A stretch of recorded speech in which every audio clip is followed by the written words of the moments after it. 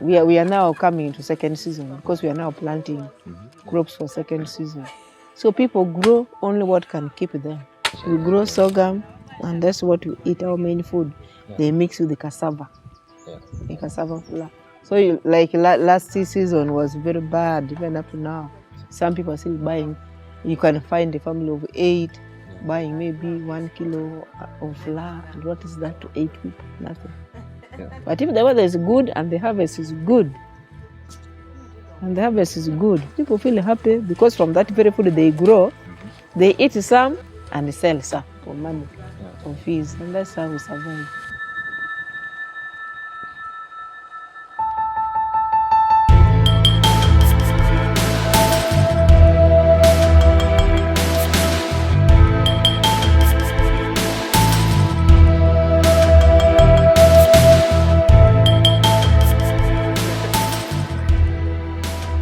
I got married in 1970. Yeah, 43 years ago. So, 86, as my partner died, Miss Worth died. And that was it. Life became a bit very hard, but we just managed to push through, had the gardens. So, with the children, young as they were, we had to dig, make sure we have food. Running a home alone is not easy. But anyway, one good thing, which was that my children were disciplined. Yes, you have to teach them earlier. Because should anything happen, they must learn to be independent.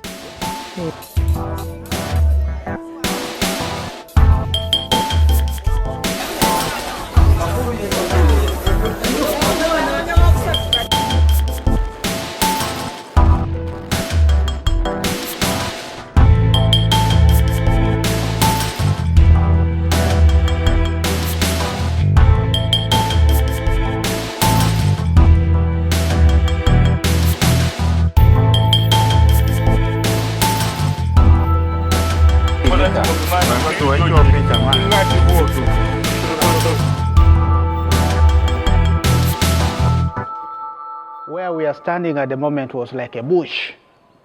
And then the conditions at that time was so bad that people were very poor. The standards of living was very low. And therefore the monastery in its inception thought maybe one of the contributions they would give to the local church here is to establish a farm where many people would come to learn better methods of farming, and also to improve on the economy of the people. And that's why you see we have around us a farm, we have a group of workers whom we employ, and attached to the farm is the vocational training school where young boys and girls come to learn new skills in farming. A vocation production center. It's called BVTPC, Benedictine Vocation Production Center. So after the theory, so the students come and then involves also in practical part of it. So we're heading the workshop, but the students also come in to learn a bit of practical, because after that they will be examined by the government to prove that they have really studied. Now these courses involve training students in carpentry, joinery, electrical installation, then we have also welding and metal fabrications. These courses always have varying durations. There are those which are only 1 year, and those are basically advanced courses, which they finish 1 year. Then the other crafts 1 courses, they are for 2 years. Then the junior courses are for 3 years, because juniors are considered to be people admitted from the level of P7, that's primary. So they have a lot more to be trained on in order to be at a better level of education. Vocational Training Center.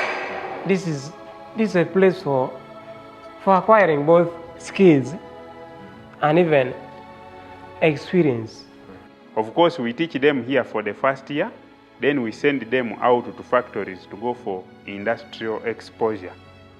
They go for industrial training for 3 months, then they come back for their second year. And then we send an industrial training master to make a report of every student who has gone there, actually. then we get a feedback from them and an impact, and this helps us to counsel and guide them accordingly as they are still within the institution.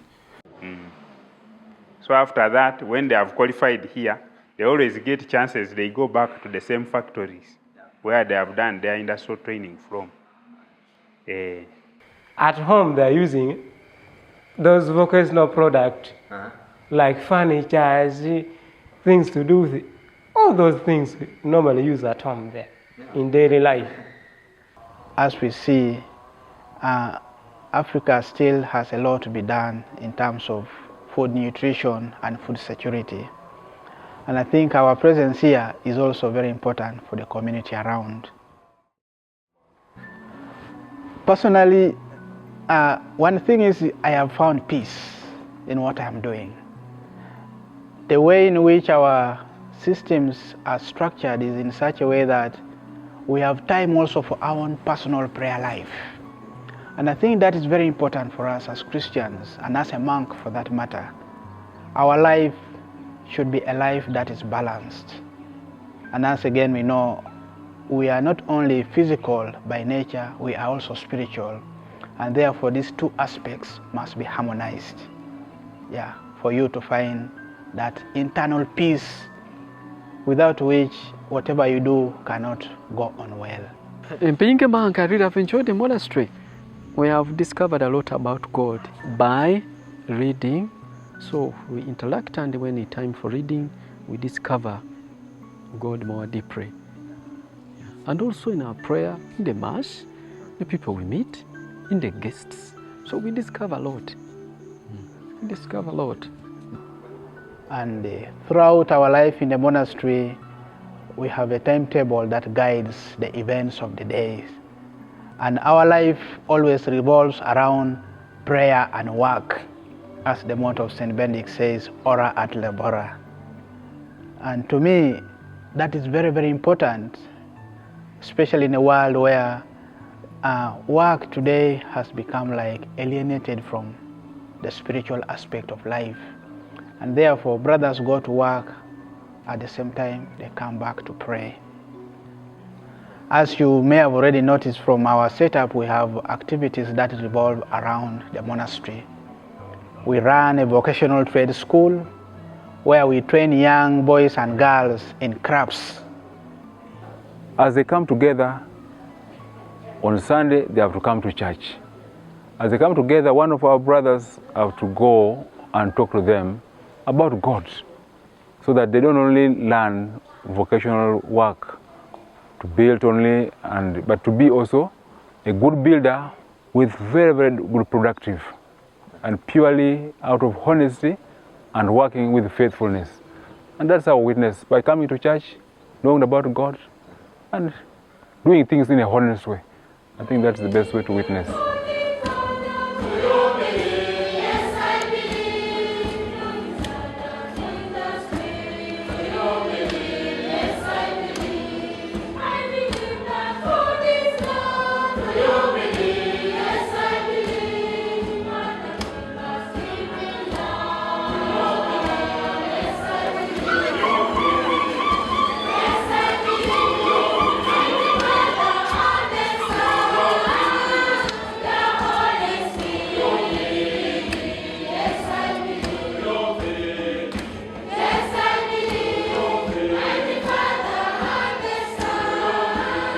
Yes, there is an impact. You know, people like, in the area they like monks. And why? Because we really perform good work. The ones we trained, people just come and accept up to Karamoja, knowing the product we have always given out. Even in Kampala, it is just the product is the one which promotes us. Is the product. In the course of their studies, we introduced them to also the way how to use the machines, the productive measures, not just a matter of come in and out. So they are really trained in the way we can be also using the machines. Because you can find it after here, they also find a machine somewhere. So they will not be shy without using machines. And the world in which we live today is more of a practical world. We need people who are able to change things, people who are able to work. And as I tell you now, the idea now in the Ministry of Education is to have more of job creators than job seekers.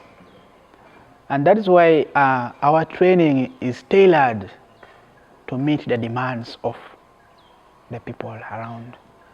That after training, you are able to begin something on your own. That is our dream. That is what we are always striving for. Yeah, it's quite a challenge. But all in all, we are very grateful. God has always supported us through well-wishers, people who support us in their own small way. Yeah, and that to me gives me pride. That much as the economic crisis is biting hard and harder, but we are still able to run. We are still able to run. Yeah.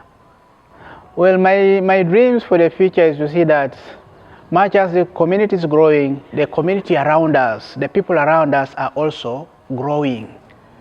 Otherwise, again, it is meaningless to see us having a nice community, but the people around us are living in abject poverty. That is the idea, that as we grow, the people around us also grow.